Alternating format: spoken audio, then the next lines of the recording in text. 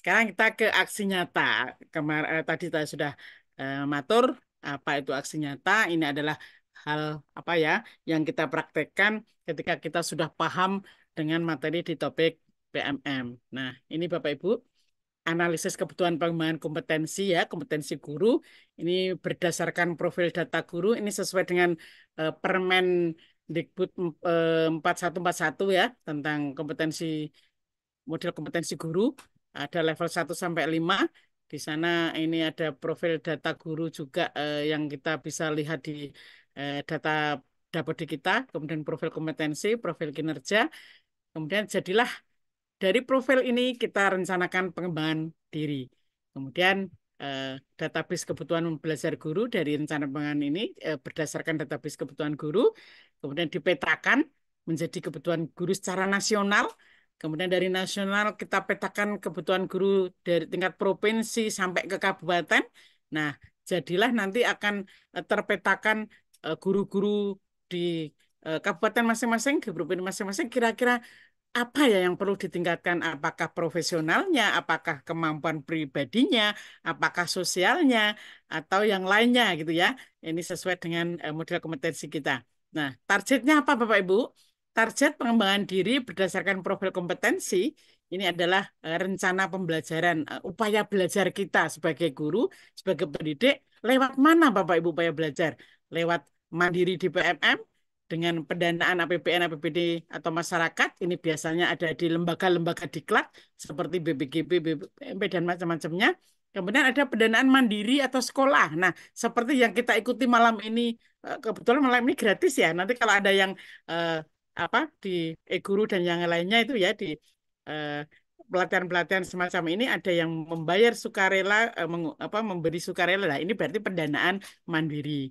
Nah, kita nanti mau masuk yang mana? Karena tidak semua guru, tidak semua tenaga pendidikan punya kesempatan untuk pendanaan APBN. Ya, maaf. Karena apa? Karena pendanaan APBN ini eh, apa ya? Terbatas ya, terbatas. Misalnya satu kabupaten harus mengirim berapa, satu kecamatan berapa. Jadi tidak semua punya peluang untuk diundang. Jadi kita lebih berpeluangnya belajar sendiri lewat mandiri di PMM atau pendanaan mandiri. Jadinya nanti pilih yang mana. Nah, ini malam ini kita akan coba yang di mandiri di PMM. Nah, ini pengembangan kompetensi, eh, perencanaan pengembangan kompetensi dianjurkan memiliki rentang yang kemarin RHK kita buat minimal ada poin 32, kemudian maksimal 128. Nah, ini dalam satu semester. Ini sesuai dengan Perdirjen GTK nomor 7607, di mana poin tersebut diperoleh dengan memilih rencana hasil kerja yang efektif dan berdampak bagi diri sendiri.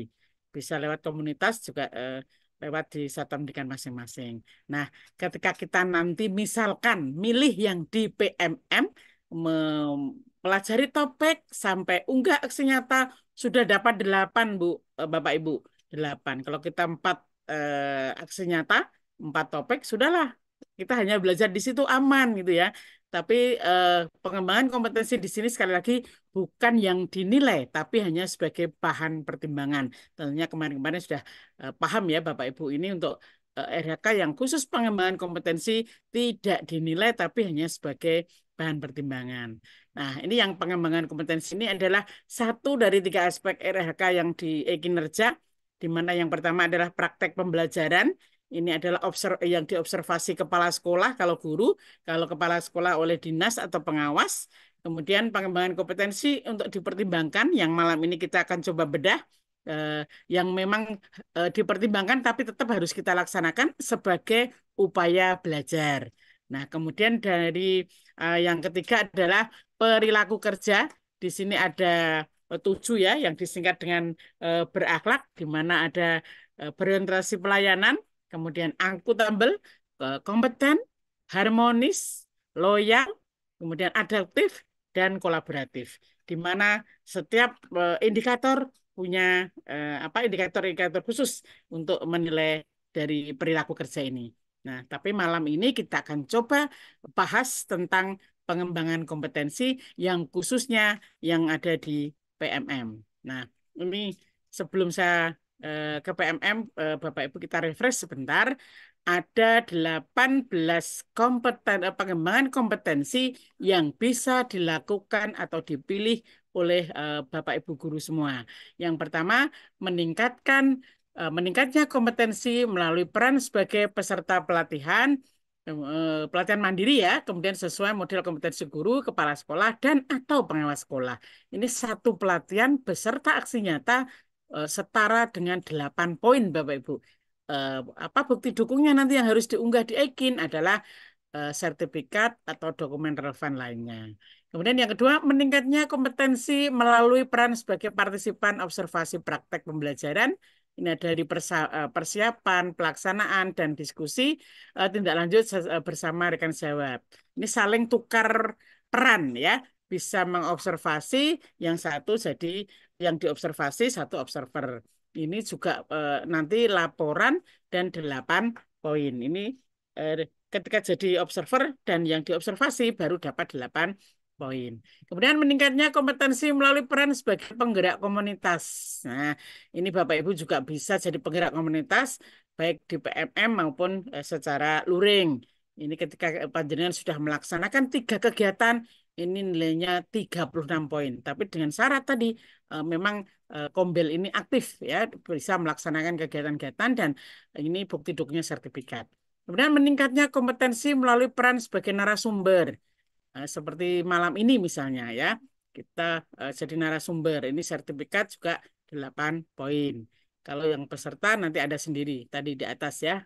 Kemudian meningkatnya kompetensi melalui peran sebagai peserta. Nah, ini juga peserta praktek baik yang diselenggarakan di komunitas.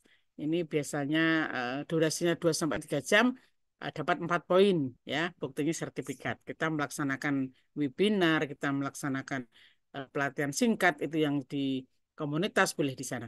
Kemudian meningkatnya kompetensi melalui peran sebagai peserta program pelatihan dan pendidikan. Ini jangka waktu 3 sampai 6 bulan. Kalau yang P3K baru itu ada ya, orientasi apa itu selama 1 bulan itu bisa atau dengan eh, durasi tadi eh, kayak guru ini termasuk CGP ya, GP yang sudah keluar sertifikatnya ini bisa diakui 128 poin. Kemudian meningkatnya kompetensi melalui peran sebagai peserta kegiatan pelatihan atau bimbingan teknis di bidang pendidikan kebudayaan ini 2 sampai 3 hari 8 poin. Misalnya Bapak Ibu dapat undangan pelatihan di lembaga diklat ya selama 3 hari, 4 hari atau 32 JP atau lebih atau kita mengikuti pelatihan semacam ini daring 3 hari, 4 hari, ini 4 hari ya dapat berapa 38 JP atau berapa ini bisa dapat nilai 8 poin dengan wujud sertifikat. Kemudian kompetensi melalui peran sebagai peserta praktek magang. Nah, ini kalau kita di sementara ini yang magang ke luar negeri, magang ke luar Jawa, gantian itu ya tukar itu jarang. Ini dapat nilai 24 poin. Kemudian meningkatnya kompetensi melalui peran serta sebagai partisipan kegiatan seminar, lokakarya, konferensi. Nah, ini satu kegiatan setara 4 poin. Ini buktinya juga sertifikat. Nah, ini yang ke-10 sebagai peraih pengakuan penghargaan, misalnya kita sebagai guru inovatif yang ada di apa ketika hari guru misalnya ada perlombaan-perlombaan kita menang, boleh masuk di sini. Dapat piagam, ini bisa setara nilainya 12 ya. Kemudian meningkatnya kompetensi melalui peran sebagai penelaah aksi nyata. Nah, kalau penelaah aksi nyata ini lewatnya daftar Bapak Ibu, daftar di PM ada pembukaan untuk penelaah, daftar lewatnya PMM kemarin ada di bulan eh, Januari Februari ya. Ketika lolos kemudian ikut diklat, kemudian kita bisa menelaah aksi nyata 10 aksi nyata ini bisa diakui di sana.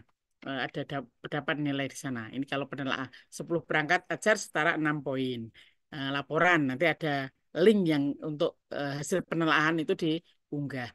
Kemudian juga sebagai eh, penelaah cerita praktek baik. Ini juga lewat PMM juga Bapak Ibu harus diunggah di sana harus lewat daftar.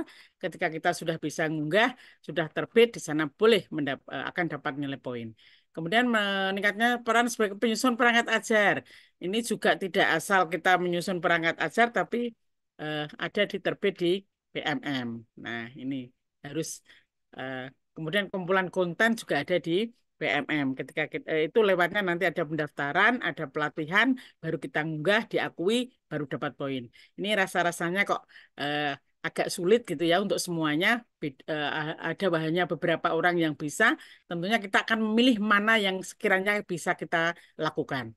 Kemudian meningkatnya kompetensi mulai peran sebagai peserta coaching. Nah, ini kalau ada fasilitator pengajar praktek boleh di sini dapat 4 poin. Nah, kita yang paling mudah tanpa biaya adalah di poin 1 tadi Bapak Ibu.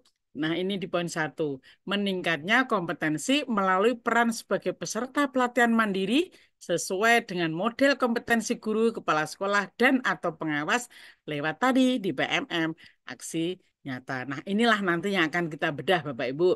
Meningkatnya kompetensi melalui peran sebagai peserta pelatihan mandiri yang ada di PMM. Nah, ini nanti adalah kegiatan yang dilakukan untuk menerapkan pengetahuan, keterampilan, dan pemahaman yang telah diperoleh dari suatu pelatihan atau pembelajaran mandiri, kemudian bentuk demonstrasi atas pemahaman dan pengesahan materi yang telah dipelajari. Bisa jadi nanti kita unggah dari materi infografis yang ada di eh, materi PMM, kemudian ada dokumentasi kita sosialisasi sesuai dengan permintaan di panduan.